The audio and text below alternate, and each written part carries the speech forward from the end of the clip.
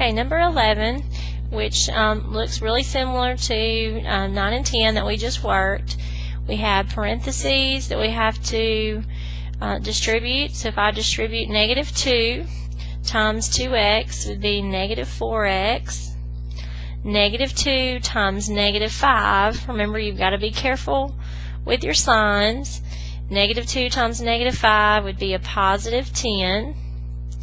And then I'm just going to bring down everything else.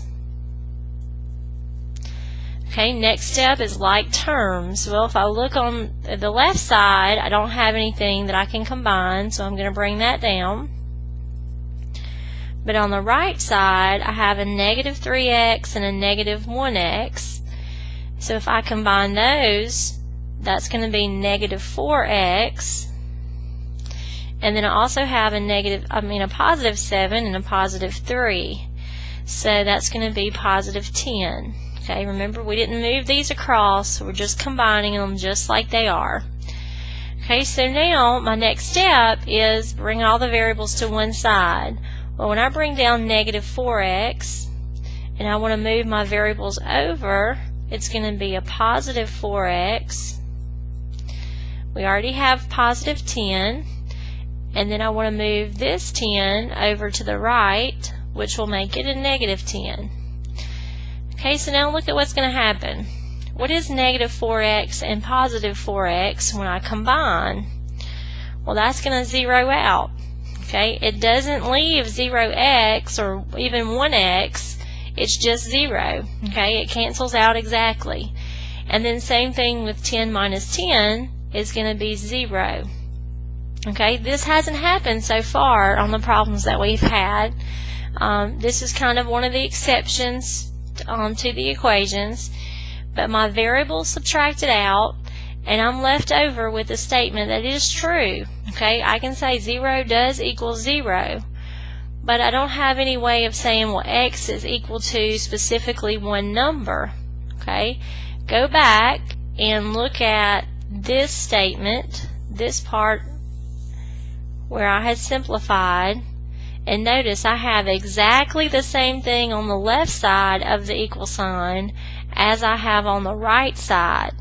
Okay, when this happens, this is called an identity.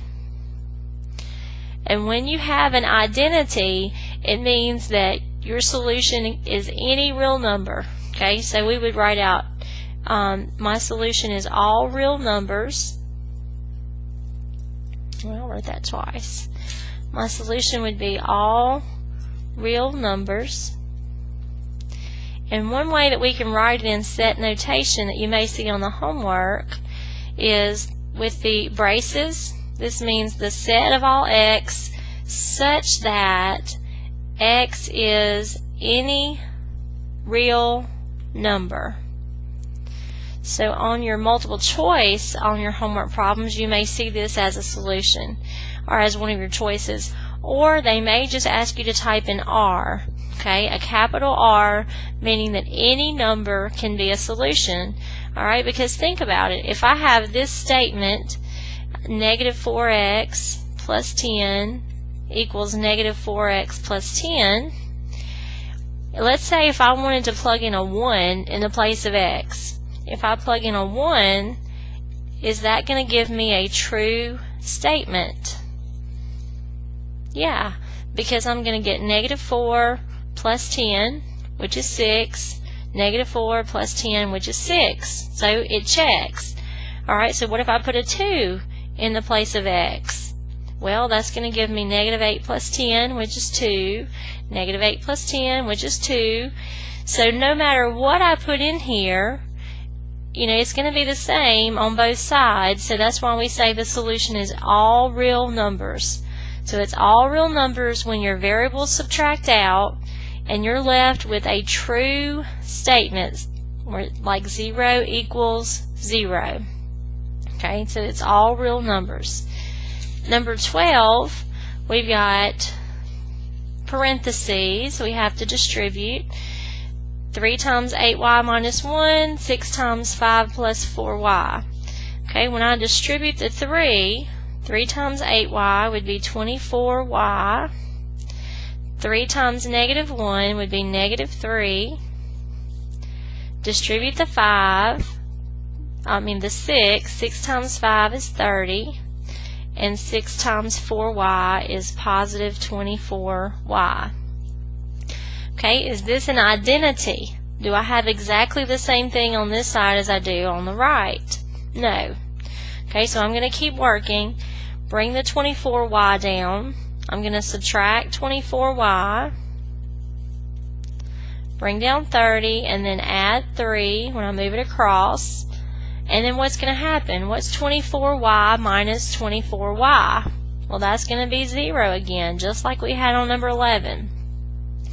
But I get 0 is equal to 33 when I combine, and that's different, okay? That's not a true statement. 0 does not equal 33, so this would not be all real numbers, okay? When this happens, when your variables subtract out and you have a statement that is not true, we say that there is no solution for this equation.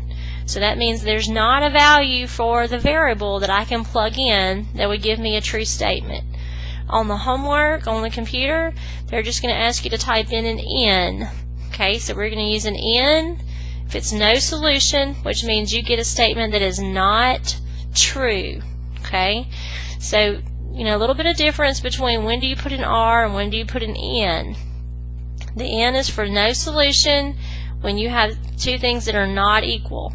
Okay, back up to number 11, we got a true statement. Variables are still gone, but what I have left is true, so it's all real numbers. Okay, so you may have some of these kind of problems that will show up in the homework from 2.3. Even some of the ones that have fractions could end up being no solution. Okay.